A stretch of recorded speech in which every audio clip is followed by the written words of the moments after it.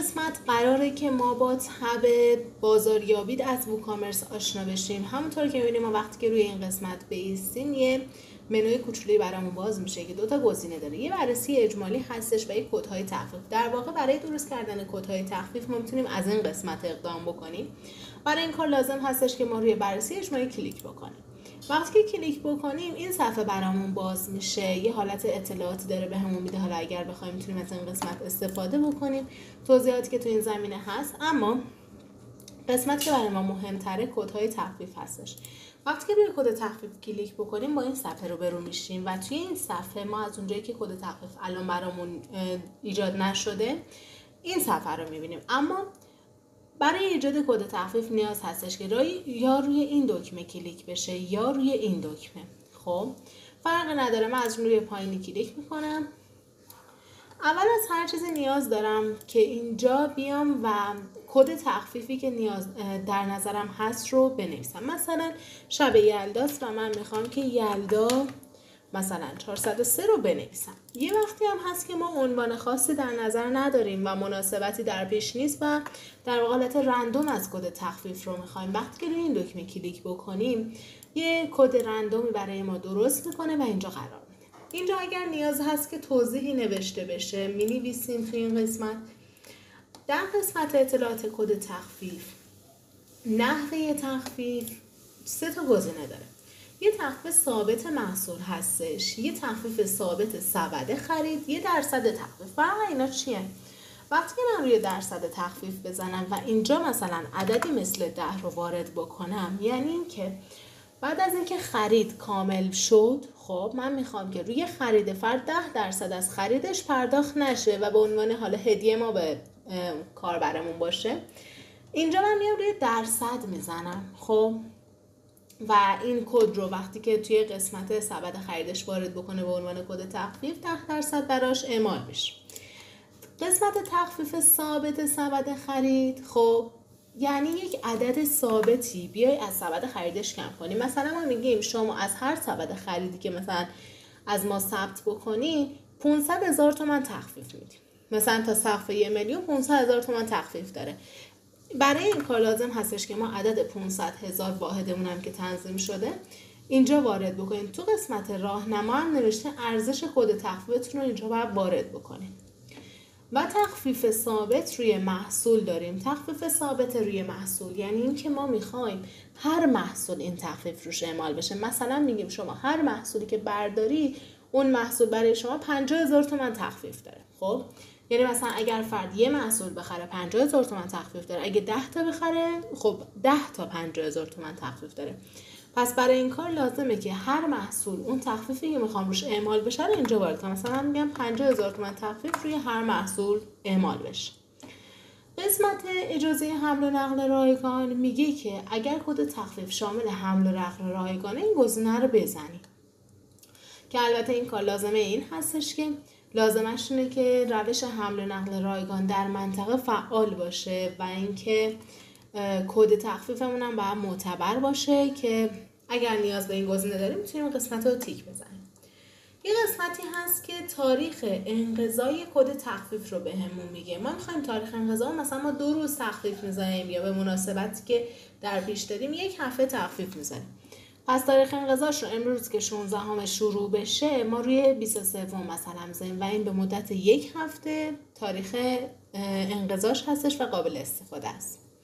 سمت راست یه تب همگانی بود که ما داشتیم مواردش رو پیکربندی می‌کردیم. یه تبی داره به نام محدودیت‌های دسترسی. اینجا میگه حداقل هزینه می‌خوای تعریف بکن. مثلا ما میگیم کد تخفیف ما برای حداقل هزینه 100,000 تومانه، یعنی سفارش زیر 100,000 تومان اصلا کد تخفیف براش اعمال نمیشه. اگر که مثلا ما میخوایم روی سفارش‌های بالای 500,000 تومان اعمال بشه کد تخفیف، اینجا حداقل هزینه رو وارد میکنیم. یه وقتی از ما میخوایم حداکثر هزینه تعریف بکنیم، یعنی اینکه از یه حدی که هزینه بگذره اصلا کد تخفیف اعمال نشه.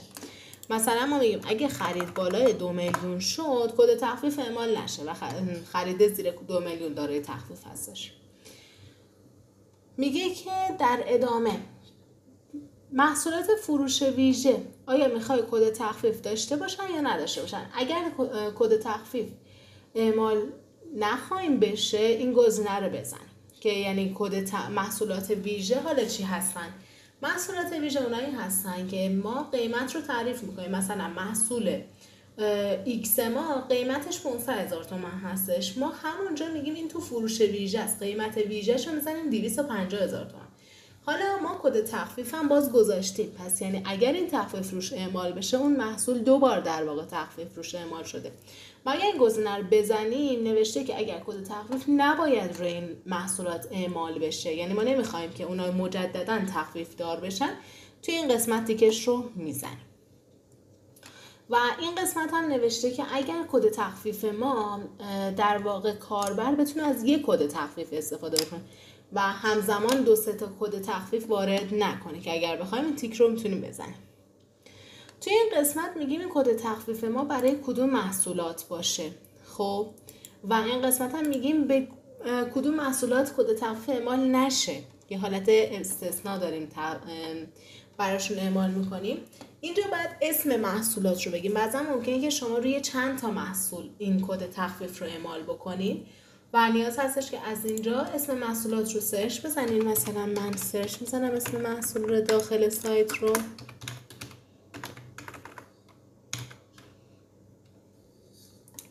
و من کنترلم میگیرم. 3 تا محصولی که معرفی کردم میخوام این تخفیفا روشون اعمال بشه. مثلا شما داخل پیج حالا اینستا معرفی کردین این 3 تا رو و میخوایم که مستثنا باشن از بقیه، برای همین ما این 3 تا رو معرفی کردیم. یه وقتی از ما میخوایم دسته‌بندی داشته باشیم و روی دسته‌بندی اعمال بشه، مثلا من دسته‌بندی فروشگاه ها و دسته‌بندی خیریه رو فعال میکنم، برای بقیه دسته‌بندی ها نه. و یا اینکه ما میخوایم همه دسته‌بندی ها باشن غیر از دسته‌بندی کافه. خب و اینجا میتونیم از این قسمت اعمال بکنیم. در ادامه ما یه قسمت دیگه داریم به نام محدودیت استفاده.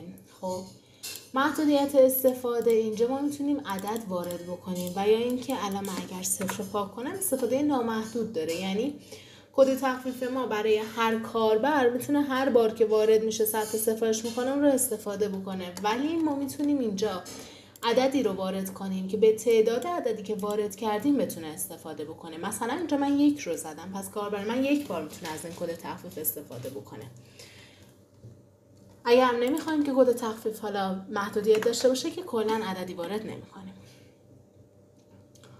محدودیت مصرف برای هر کاربر که تقریبا همین معنی رو میده که میگه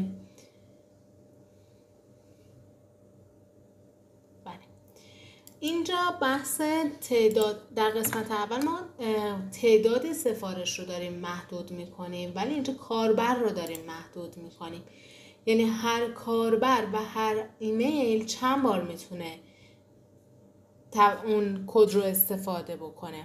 خب و محدودیت استفاده به تعداد مورد، یعنی تعداد آیتم هایی که میتونه ثبت سفارش بکنه چقدره. مثلا ما میگیم که اگر 5 تا مثلا تا 5 تا رو اعمال بکن ولی بالای 5 تا نه. یه وقتی هم هست که نه، وقتی که این عدد رو پاک کنیم روی همه موارد اعمال خواهد کرد. این قسمت میتونه خودتون انجام بدین اگر که صاحب کسب و کار هستین، اگر مدیر سایت هستین. و در واقع اینطوری بگم که اگر که دسترسی به طراحی سایت، طراح سایت ندارین، میتونین خودتون از این قسمت کد تخفیف رو ایجاد بکنین. اما اگر باز میبینین به مشکل برمیخورین و یا برای انجام این کار نیاز به کمک دارین، میتونین با طراح سایتتون ارتباط بگیرین و یا اینکه میتونین با من ارتباط بگیرین، من براتون انجام میدم.